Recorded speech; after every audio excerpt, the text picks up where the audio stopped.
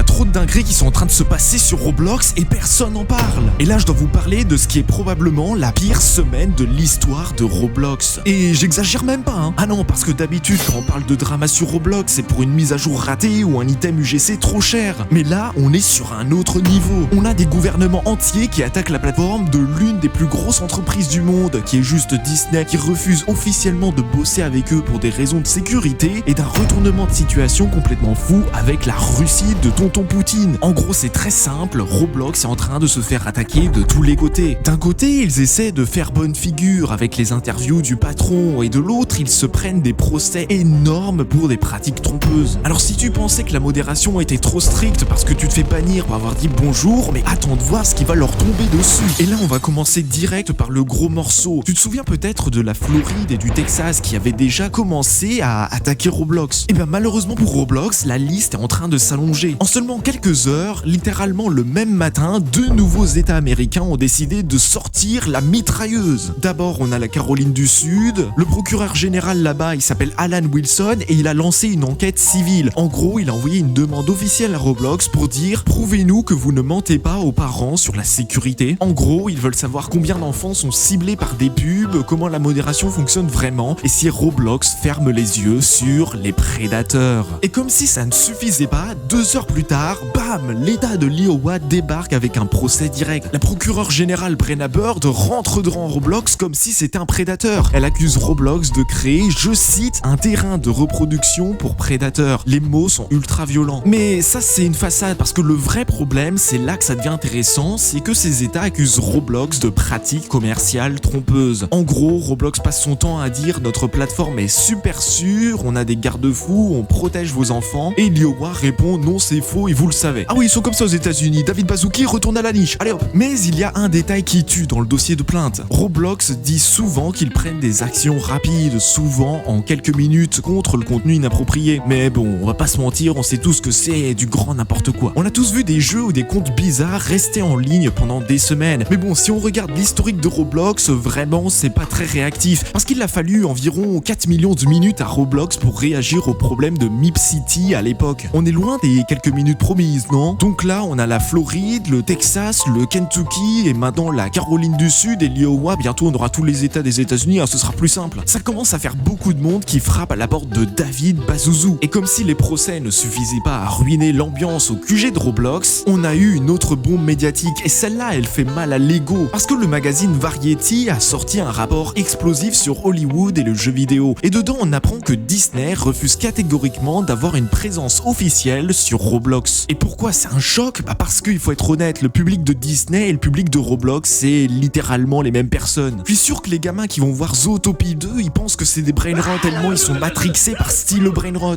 Et il y a quelques années, on avait des événements officiels, notamment avec Zootopie, Star Wars et Avengers. Il y a même un délire autour de Flash McQueen. Et ça, c'était la belle époque parce que ça rapportait beaucoup d'argent à tout le monde, surtout à tonton David. Mais là, la magie chez Roblox, c'est totalement finito. Et la raison officielle donnée par les sources de Variety, c'est pas juste parce que Disney a investi 1,5 milliard chez Epic Games. Non, la raison citée, c'est que Disney considère pas que Roblox soit une plateforme sûre pour les enfants à l'heure actuelle. C'est une dinguerie, on a Disney, l'entreprise la plus avide qui veut vendre des peluches à chaque enfant sur Terre. Ils regardent Roblox et ils se disent oh non, vous craignez trop les gars. Et bon, c'est un petit peu ironique, Disney, ils sont ultra agressifs sur le copyright. Ils veulent juste de la moula, c'est tout ce qui les intéresse de toute façon. Et même eux, ils trouvent que Roblox gère tellement mal sa sécurité qu'ils ne peuvent pas associer l'image de Mickey Mouse à la plateforme. Et du coup, c'est une énorme tatane de forain que se prend Roblox. Parce que si Disney se barre, d'autres marques comme Lego ou Nike pourraient faire la même chose. Roblox perd sa crédibilité auprès des annonceurs et ça, pour une entreprise en bourse, il faut le rappeler, c'est terrible. Le downfall de Roblox va arriver bientôt. Allez, maintenant on va aller chez tonton Poutine, direction la Russie. C'était un autre gros titre de la semaine. Tu as peut-être vu passer l'info comme quoi Roblox allait être banni en Russie pour non-respect des lois locales sur le contenu. Et ça, c'est un très gros problème parce que la Russie est l'un des plus gros marchés pour Roblox. Mais il y a eu un retournement de situation entre-temps. On apprend que le ban est annulé, mais pour quelle raison? En fait, pour rester en Russie, Roblox a dû faire quelque chose qui nous rendrait totalement fous. Ils ont supprimé le chat textuel. Donc si tu joues depuis la Russie, ou du moins pendant la période de test et de négociation, l'accès au chat est coupé ou ultra restreint. Ah bah là, c'est clair qu'on est chez tonton Poutine, plus personne n'a le droit de parler, c'est quoi ce truc de fou? Roblox a préféré mettre fin à tout aspect social mondiale plutôt que de perdre le marché russe. Mais justement, le fait que Roblox ait fait ça pour la Russie, est-ce que ça va pas donner des idées à d'autres pays? Si demain la Turquie ou le Brésil demandent la même chose, est-ce qu'on va se retrouver avec un Roblox muet partout dans le monde? En tout cas, ça montre que Roblox est prêt à tout pour garder ses joueurs, même si ça veut dire dégrader toute l'expérience du jeu. Et en parlant de dégrader l'expérience de jeu, on va parler du principal responsable, David Bazouzou. Il a donné une interview sur le podcast Creators on the Blocks, présenté par Pixelpug. D'ailleurs, bravo à ce petit youtubeur d'avoir réussi à poser des questions, parce que moi j'aimerais bien lui poser des questions à David, mais malheureusement il me calcule pas. Bref, c'était une interview plutôt posée, loin des tribunaux, mais ce qui est fascinant, c'est le décalage entre ce que dit David et la réalité qu'on vient juste de voir. Quand on lui parle de modération, il nous ressort le discours habituel. And we see some, right? We see action being taken, which we are appreciative of, but there's just still so much that we still feel like there needs fixing, right?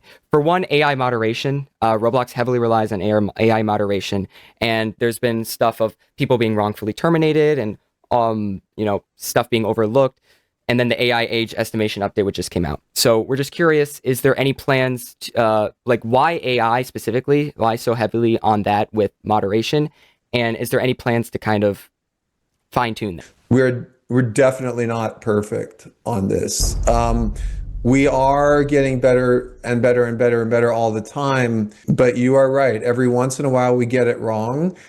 Please reach out to us. We want to repair it. We are not perfect, but we do believe that this is going to get better and better and better.